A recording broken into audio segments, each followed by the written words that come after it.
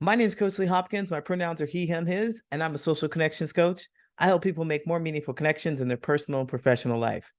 Welcome to the Friends with Family 4-week complimentary masterclass. This class is going to help you start making meaningful relationships with your family. This class is not going to fix deep-seated problems that you might have with your family members. It's not going to heal any traumas that you might have experienced. I'm not a therapist, and this is not therapy. Last week, we discovered how curiosity can help us connect with our family members. I also shared an exercise that will prepare you to have more open conversations and invite vulnerability and more connection. Remember, our goal is to be connected with our family members. And connection happens when we demonstrate that we understand how the other person feels about their experiences. This is week 4, the right time to share your feelings. This week, we will learn to complete the connection by taking our turn to share our thoughts and our feelings with our family members. I'll also share some tips that will help you speak cleanly, clearly, and concisely to avoid any of your words being tangled and misinterpreted. With that said, let's talk about sharing our feelings. We're going to cover 2 things. What is the right time to share your feelings? And what feelings would be best to share with your family members?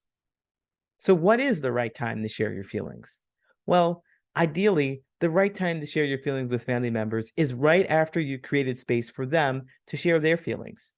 At this time, they're feeling safe, heard, and understood, and more likely to listen. A rhythm would start where you both would take turns sharing your thoughts and feelings. One person would speak while the other person would listen. However, it's likely that they won't be able to hold space for you in the same way that you've held space for them. And it's not easy to do because it's a brand new way of communicating.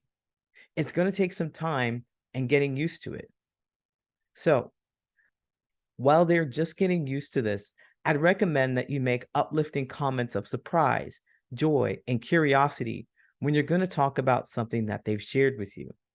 For example, after you've asked about a life experience and they've shared with you, you would say something like, "Wow, that's surprising to know that you grew up with a bully in your neighborhood." Don't say something like, "Well, just because you grew up with a bully in your neighborhood doesn't mean that you have the right to bully me." Or perhaps, let's say they shared how important it was for them to go to church because religion saved their life. You would say something like, "Wow, no wonder it's so important to you. I'm so glad to know how deeply it affects you." Don't say something like, "Well, I love that for you, but it's not important to me." You'll break the connection. Remember to treat what they reveal to you as valuable insights into who they are, and you're grateful to know it. Express that gratitude whenever you have the opportunity.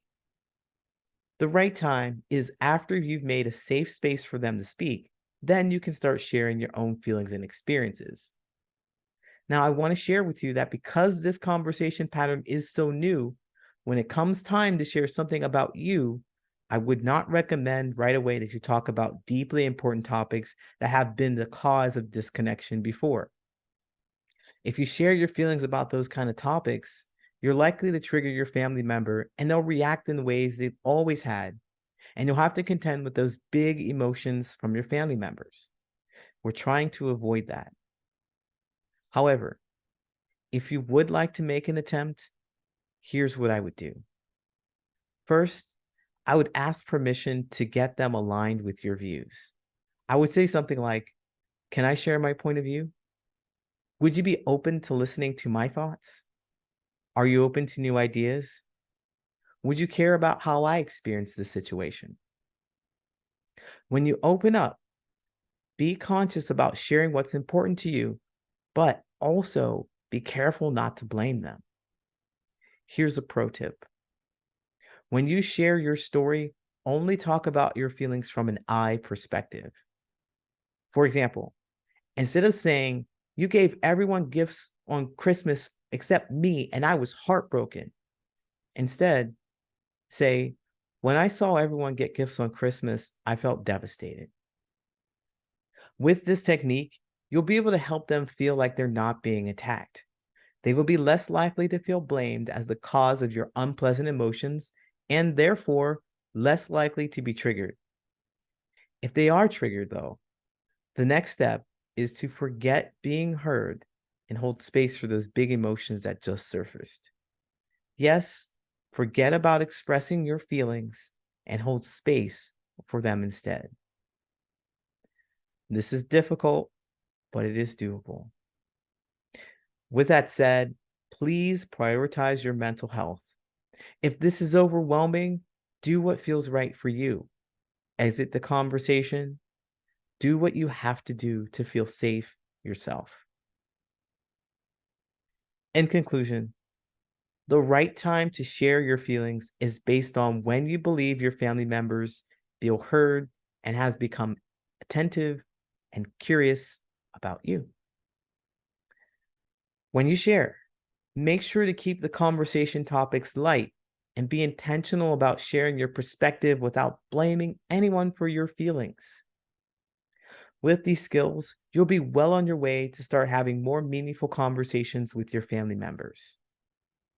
However, in addition to some challenges that we've discussed, there are all kinds of conversation patterns that might show up when you're interacting with your family. There might be things like setup questions. When are you going to get married? When are you going to find a real job? There might be blaming and shaming. You're always the weird one in a family.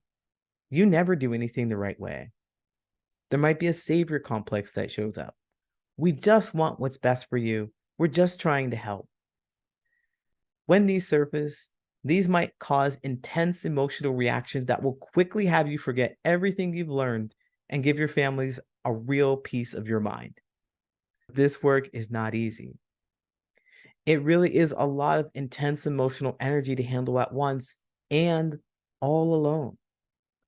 That's why I'm here to help. I have a 12-week coaching program that takes a deep dive into strengthening your emotional wellness so that you can become more empowered with the skills of setting and maintaining boundaries and clearly expressing what's important to you. And in this program, you won't be alone.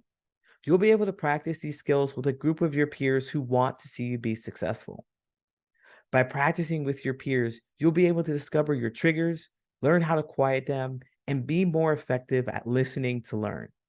By the end of this 12-week course, you'll be empowered with valuable skills for active listening, empathy, and effective communication, which will serve you well in managing conversations with your family members, making friends, networking, conversing with coworkers, and all aspects of your social life. If you're ready to take the next step, check out the application for coaching in the video notes or email me for more information. I'd like to thank you for taking the time to put in to make more meaningful connections with your family. As I said many times, this work is not easy and it's difficult, but it is doable. I hope that no matter what you choose, you will be successful and work towards making meaningful connections with your family. It is my sincere belief that we can really be friends with our family members. There's no formal exercise this week, but there is a Q&A. So if you have any questions, comments, and want additional support in this week's work, come to the Q&A this Saturday at 6 p.m. Central Daylight Time. I will be streaming live and taking your questions. Also, if you have any questions and can't be there, feel free to email me your questions and I'll answer them during the live stream. I hope to see you soon. Take care.